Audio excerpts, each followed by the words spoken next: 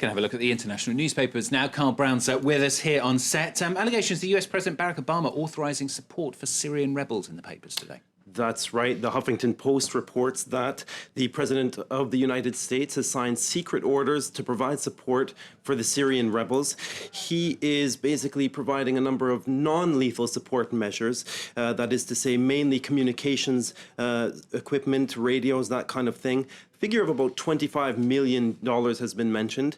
It was signed earlier this year. It allows the CIA and other agencies to provide broad kinds of support. Obviously, the details have yet to emerge, but the Huffington Post is saying that these are the kinds of things that have been approved a while back, and it's in parallel with a number of sanctions that were failing to get any agreement at the UN Security Council. So obviously at the same time, there's this push to operate behind the scenes and provide some assistance to the rebels. Okay, the US Secretary of State Hillary Clinton, she's trying to provide assistance as well. This is an 11-day African tour.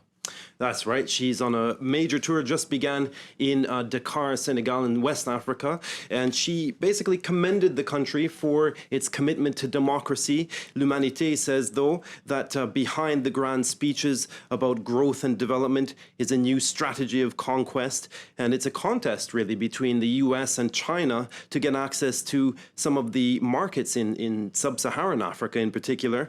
Another document signed by the administration indicated that sub-Saharan Africa has some of the fastest growing economies. It says that the US just wants a piece of the action because right now China is the continent's largest trading partner, and the document in the US notes that Africa could be tomorrow's next big economic success story. And of course, the paper's still full of the Olympics in London. Awful lot on the badminton, the Chinese and South Korean players being disqualified after making what was seen to be basic errors this week. That's right. Now, the Chinese and South Korean players reportedly threw their matches.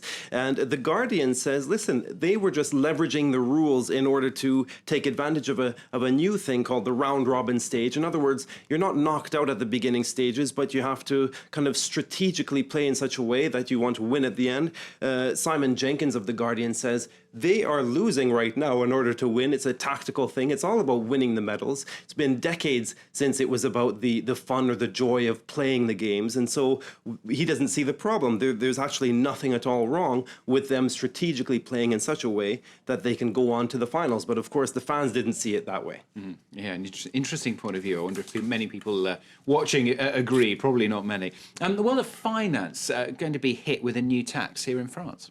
That's right. We have in Le Monde here an essay inside the pages referring to the financial transaction tax. It took effect this week, and this is after years and years of campaigning. A number of development organizations have called for the financial sector to distribute some of the wealth that we all know exists in the financial sector in order to aid development, anti-poverty measures at the global scale. France is now the first country in Europe to introduce a financial transaction tax, and it was actually introduced first off by Sarkozy. The rate was doubled by the Hollande government. Now it takes effect, but the authors in this paper are saying, listen, it's a great start, but it has to be at the continental Europe, at the European level.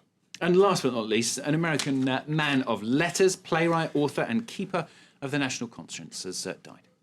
That's right, Gore Vidal, aged 86. He was ill for quite some time. He died of complications linked to pneumonia.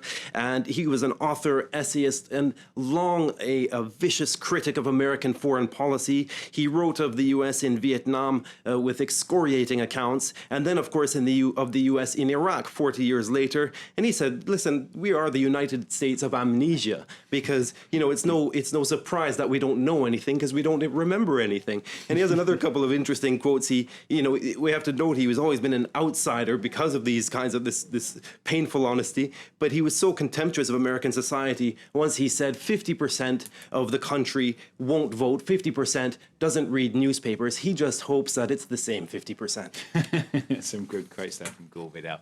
Carl, thanks very much for the international papers on France 24.